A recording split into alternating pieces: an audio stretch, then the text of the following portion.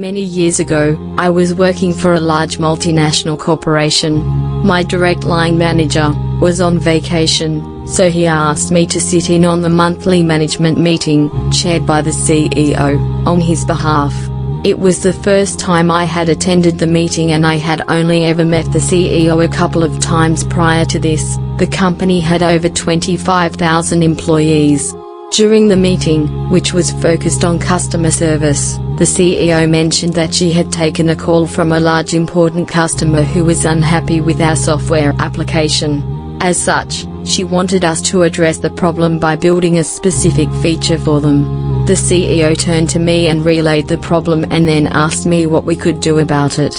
I thought about it for a short while and then began to respond with several reasons as to why what was being asked for was difficult, may not be achievable, couldn't be done, or may take a very long time to solve.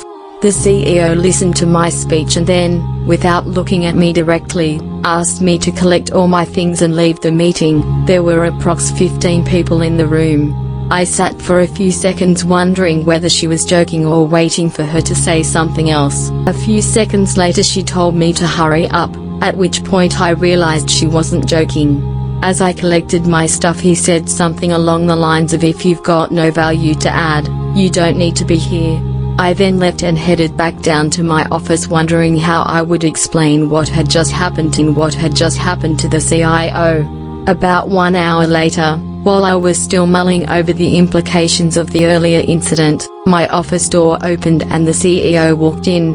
Hello everyone. Sorry for the interruption. I just wanted to say for you that you're a very beautiful person and you have a magnificent brain.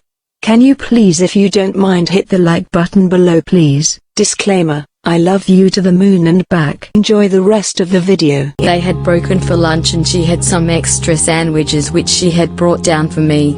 She sat down, gave me the food, and asked whether I had a few minutes for a chat. I was absolutely terrified, thinking he was going to fire me. You're fired! She then asked me whether I understood why she had asked me to leave the meeting, to which I replied no, not really. She pointed to the window and said, "See that window?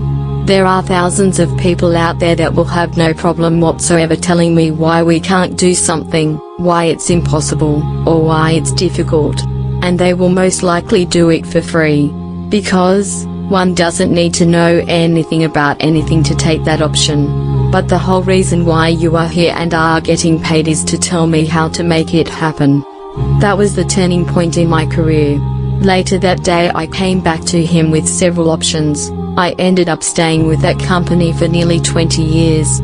I now reuse that same phrase every time I inherit a new team to make sure they are clear on why they work for me and the organization. The lesson learned here is, in the words of the CEO, the use of words value and make it happen. Every corporation wants and expects some sort of value from all of their employees. In my case, I was hired to find technical product-related solutions to customer business problems. The value that you are expected to bring may be different. Our CEO's view on the value I brought to the company hinged on my ability to find solutions and present them as options when required.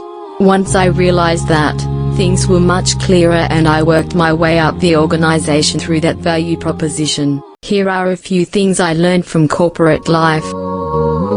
You are always replaceable. You must reach on time and try to leave on time.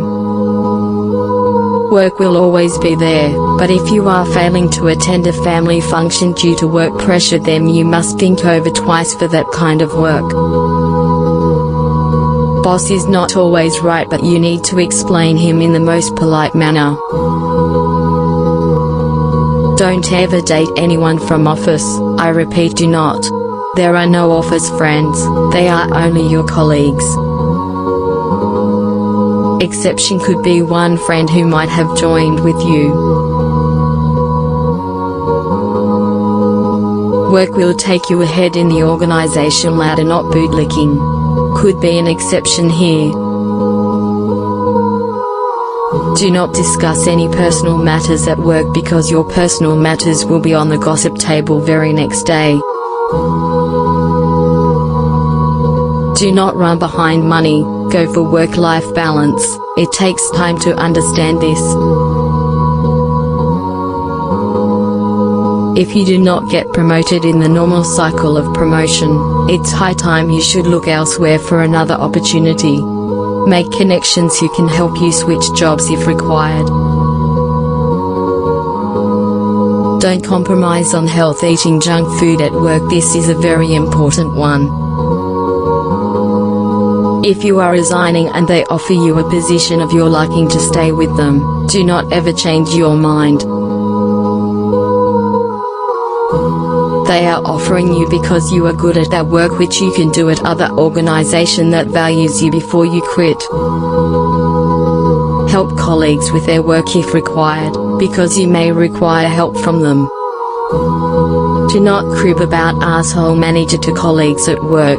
You never know what's going on behind your back. Corporate life is a journey to discover where you fit in and which role brings the best out of you. So, don't settle for less because you are not sand, you are human. I am learning at corporate too and experiencing new things every day. Please take care of yourself, and if you need any help let me know in the comments below. I will do my best to help you. Yes I am. Share the video and thank you for your exceptional like. Stay safe.